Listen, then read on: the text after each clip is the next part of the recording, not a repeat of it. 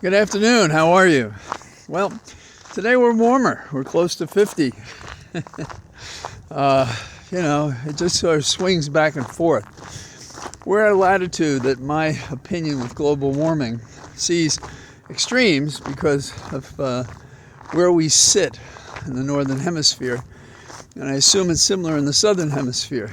And that is, at these latitudes, the weather pushes from the south with warm air and from the Arctic with cold air. And in between you have something like a moderate climate. So anyhow, that's my Jefferson weather report. Do not rely on my meteorology for your weather. There are better sources. Now, talking about people not getting along, in the Middle East, if I understand the reports correctly, the Hamas have attacked Israel even as we're having this period of passing hostages in exchange for prisoners on a way to hopefully finding peace. Seems highly unlikely. But there's an additional side of this in terms of can't we all get along, and we're not. And it is that apparently there was a meeting with Herzog, the Prime Minister of Israel, and the Pope. And the Pope was very upset with Israel. And so there hasn't been any public discussion about how strongly they found each other on different sides of this argument. So the Middle East has a way of, it's affecting us, of course.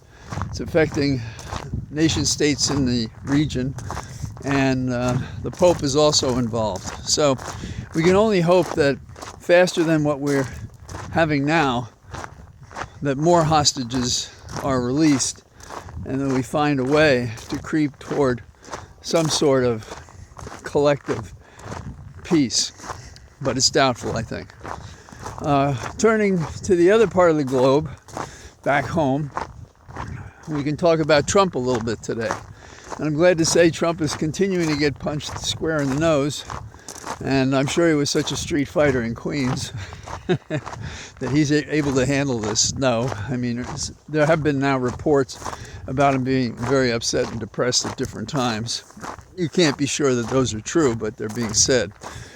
It turns out that Trump has been having access to funds and been able to transfer it. $40 million in one case, $29 million to cover taxes. And Barbara Jones, who once had an office next to mine when we were both in the U.S. Attorney's office, has been in charge of some of the oversight of the funds that may be used. And that's to say that they're monitored.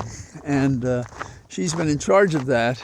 And apparently because these funds have been discussed, now Trump is on enhanced monitoring. Now, I don't know if that changes the amount, but imagine if you were told, if you take any $5 million or more out of this bank, we're going to look into it. And that's about the rule. And that's what she gets notice of. So we'll see where that goes. More good news. Court of Appeals has decided that the judge in the civil case, who had a muzzling order against Trump, it's been restored and they're fine with it. And you should keep in mind that order that protects the court staff and others, it goes not only to Trump but also to his counsel, and with good reason, because Trump has a way of dodging responsibility and rules and orders in the Constitution in such a fashion that you have to sort of cut off all the possible ways he could run afoul of the law, except for the dodge that he's using somebody else, and that somebody else could be his lawyers. Now, on top of that, we had a motion earlier this week from Trump and his gang for subpoenas demanding certain documents and so forth. And the judge has already denied that order and said that when you're issuing a subpoena in a criminal case, you have to identify the document that you want. In other words, you can't ask upon the person that you're subpoenaing to sort of bring this stuff. You have to identify specific things. And it is a problem among practitioners to ask for everything they can imagine instead of the things, A, that they know or are very likely to be accessible if one issues a subpoena. And the only way to deal with that going forward, to get the information, is to keep narrowing your request to increase the likelihood of actually obtaining a document. And of the things that would make most people not want to be a judge, discovery is uppermost. That is, one side saying, I want something, and the other side saying, I don't have it or I'm not giving it. And can you imagine spending the hours and the days and the time to learn the case, to know what documents should be in or out, distributed or withheld? So that's one of the things there.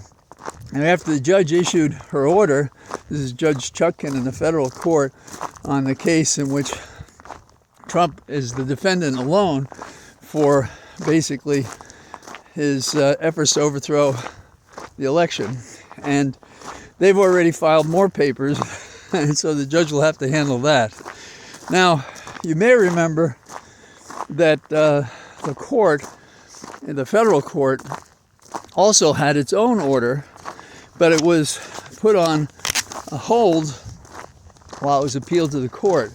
So I think that this decision in the civil case, the state civil case involving the Attorney General, and the question of whether or not they're going to ask Trump to fork over $250 million as penalties for what has been found to be his fraud on various institutions and misuse and mismanagement of resources. So those things are going. These are going against Trump, and I couldn't imagine anything better than that happening. Sort of one thing that's been going on a lot today that's perhaps gotten more coverage than it's worth is the Santos situation. Doesn't it just roll off your tongue? The Santos situation. And that's interesting because here you have a guy who we all believe has lied, making Pinocchio look like a has-been as compared to the perfidy of the lies told by unsaintly Santos.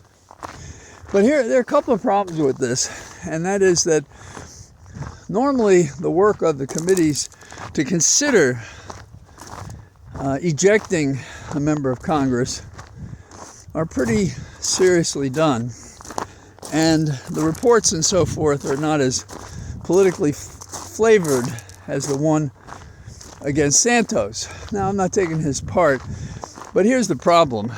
How is it that it's so easy to eject Santos, but when Trump did his earth-shattering misdeeds, the Republicans couldn't see it for the trees? This guy is just getting somebody to pay for injections to make him look better, and or in his mind.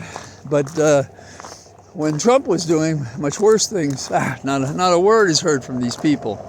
So Representative Nick LaLotta from New York, a Republican from New York, he was leaning into Santos today, and he was just saying, what do you mean due process? He's had plenty of due process. Now, that's a magical word in this sense. It conceals its real meaning in a way, unless you think about these things a lot. It really means fundamental fairness. So if I accuse you of something, you should get notice of it. You should get an opportunity to rebut it. And then you should get an opportunity to dispute the final result, perhaps, before it comes out. Now, what's so special about that? Well, it's special in this way. The man has also been charged in a number of counts. So we have him with 23 charges. Still not as much as Trump, but yeah, 23 charges is a lot of possible time for a first time, as far as we know, first time offender, first time possible convicted former or current congressman.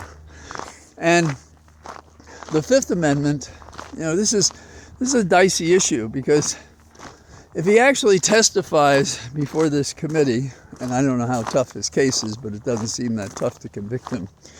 But there is the exposure of talking before a House committee before you're prosecuted. Now, I'm going through this a little bit because a good friend of mine, and the Congressman Bobby Scott from Virginia, and a brilliant lawyer, great legislator, wonderful person, loyal friend, and he has the carriage and demeanor of a good Roman senator, if you can imagine that in the best ways. In other words, a stoic, working hard at an issue. And he and I think 29 other Democrats were upset with the process, because in the past, the expulsion of a member of Congress has occurred after the person was convicted. There was a congressman named Trafficant, and he used to say, "Beam me up, Scotty," which was his signature introduction when he took the floor of the House and perhaps talked to an empty House to the TV.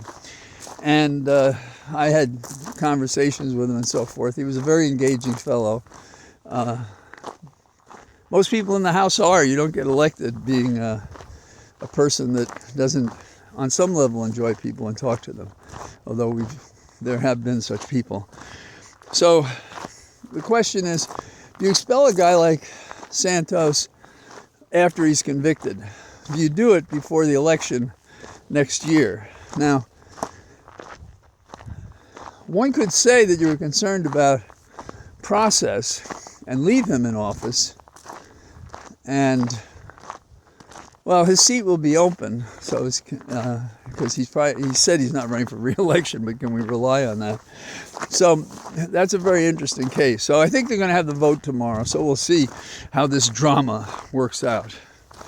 The issues that we have before the country sort of take 2 steps forward against the malaise that is Trump, and 1 step backward every day. So if you can withstand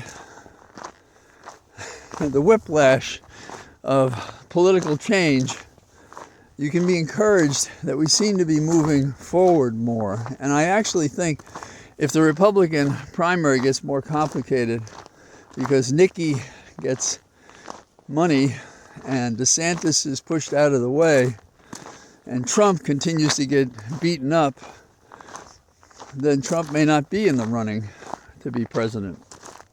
Not realistically, anyhow. He could always run as an independent, I suppose. But him losing ground by losing money, being convicted, being muzzled, having lawyers that may not want to play his Charlie McCarthy dummy, meaning he was a puppeteer, that Trump may wither and die. But the terrible thing about Trump is that he's propagated a whole line of terror against democracy because the voters can't support capitalism, and so he and they are only interested in that and not able to get the voters to do that. They've turned against democracy. And so whomever steps forward, if Trump falls back, is going to be a problem unless it's a candidate that breaks through the Trump line of policy and prosecution that is Trump. So, and Nikki is unfortunately a better con than, well, I wouldn't say than Trump, but certainly than DeSantis. And Swami is, he was a several-day wonder, and he's gone. And we can only take so much shouting. And Nikki Haley has a way that's even appealed to some women because she talked about choice in a way that was encouraging to them. And there's always the hope that a politician from the other team is going to come in and say something that makes sense and that you can support. And that has happened in my own experience, but many years ago. The current crop of Republicans are not there to serve the people. They're there to serve themselves, and they believe that the numbers do not support them succeeding in a democracy, giving the issues and the people who bring them to the dance. And so they have to find a way to compromise democracy to continue to have power. It's an old game, and it's always been the question from the moment of the creation of our democracy whether it could survive, because democracies don't survive. In fact, their openness and their ability to provide a pathway to be elected, as say Hitler was, then that presents a real problem for voters to be responsible and to anticipate that the whole system can be turned on its head, because the very freedom of the system makes it fragile and exposed to such misconduct. So that's what I got today. I'm out in there aren't many trees where I am. Every once in a while I take this route because at this hour the light is really nice. And so I'll be out tomorrow, and maybe I'll be in a place that's better lit. And on Saturday we have a big event. We have 900 pumpkins coming and all sorts of adults and kids to distribute it to our 24 pigs. And we've done this, and apparently this is going to be our biggest haul. And the amazing thing is that the pigs can eat it all. So I say goodbye to you in the rolling fields near my place. All the best. Bye-bye.